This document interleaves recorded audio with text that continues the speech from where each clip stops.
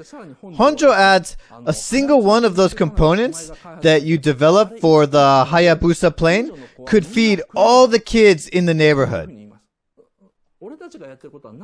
He goes on to explain that they themselves are the cause of the starvation. They are the reason why the kids are starving in the streets. And then Jiro goes, why is our country so poor? They basically don't understand each other. Honjo is saying in essence, don't you understand that we are the perpetrators? Maybe it makes you feel good to offer sweets to the kids, but the sole reason why they're so poor in the first place is that we make airplanes and those airplanes eat money. That family cannot go back home because we are making planes out of government money. He says that's why the kids have to wait for their parents in the streets. He's stressing that we are the real perpetrators. He has to. He's the Jiminy Cricket. But Jiro is not aware that he is the perpetrator. Being poor is just a state, and he thinks that no one should be blamed for that. Honjo asks Jiro, have you any idea how much money the Japanese government is spending on the Junkers technology? It's enough to pay for a bowl of tempura rice plus some dessert for every girl in the country. You'd even get some change out of it. But Jiro barely responds to that.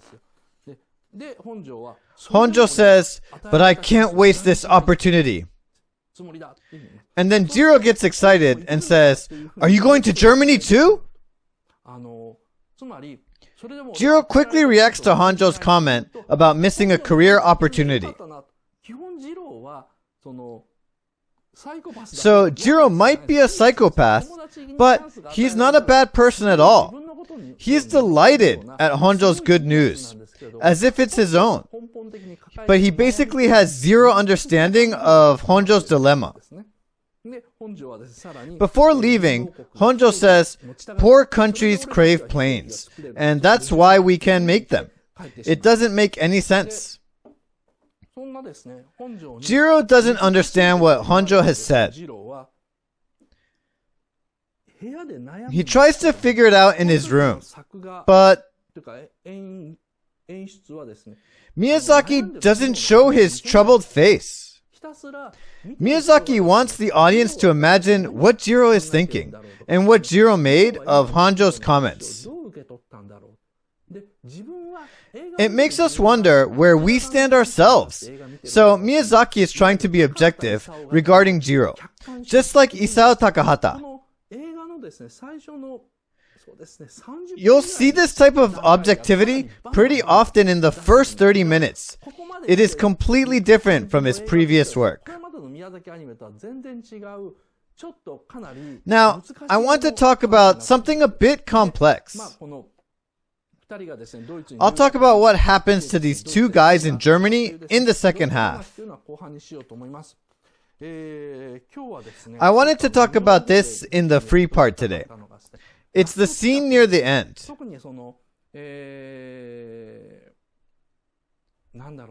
Well, I think it was about 3 or 4 years ago when I talked about The Wind Rises. I talked about Jiro's relationship with Nahoko and so forth.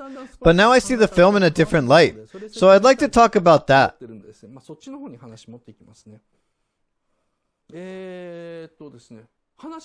I'll skip about an hour of the film. In Karuizawa, Jiro reunites with Nahoko. And at that moment, Nahoko is painting and her easel collapses due to the strong wind. The easel collapses and the parasol is blown away. For Nahoko, Jiro is her wind. As I told you in the previous lecture, the wind in this film corresponds to adversity or tragedy. But Miyazaki also shows new opportunities created when the adversities are overcome, like the Great Kanto earthquake. Jiro is the wind for Nahoko. The strong wind knocks over the easel and blows away the parasol. されてしまうと。ですね、この As I told you in the last lecture, this Iso collapsing is a sign that Nahoko is not going to live long. This encounter with Jiro will lead Nahoko to her death. The parasol blowing away is a sign of fate. But at this moment, Nahoko still doesn't realize that he is the same Jiro that she met before when he was a student. She realizes who he is when she sees him in a canteen later that night. When Nahoko realizes that it is the Jiro that she met before, her back straightens and her hair stands up.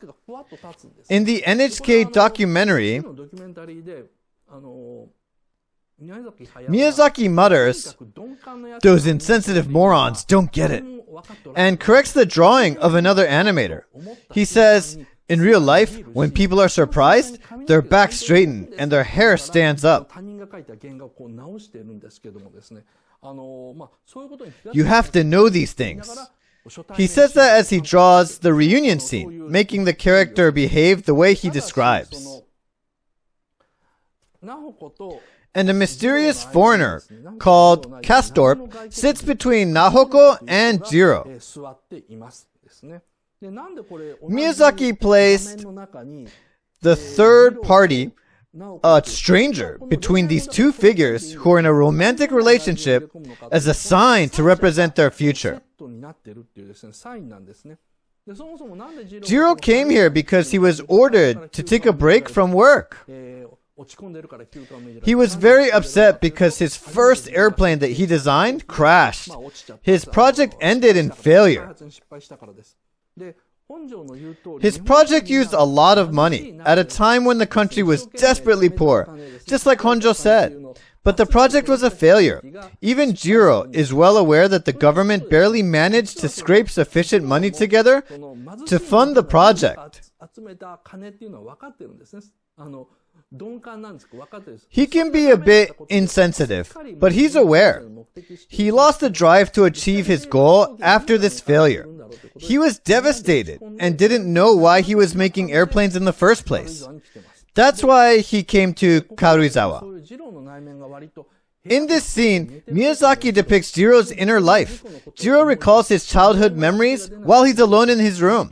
He's not motivated at all. This means that Honjo's character isn't needed anymore. In the early draft, Honjo and Jiro's friendship was at the center of the story. But the center gradually shifts to Jiro and Nahoko's romantic relationship. Their relationship is now at the center. It was a bold move. That's when this Kastorp's role becomes bigger. Miyazaki didn't intend to make him a huge character, but it gradually became bigger and bigger. Kastorp says to Jiro, "Lovely place, isn't it? Perfect place to forget." When you stop the video, you can see that Kastorp looks pretty intimidating.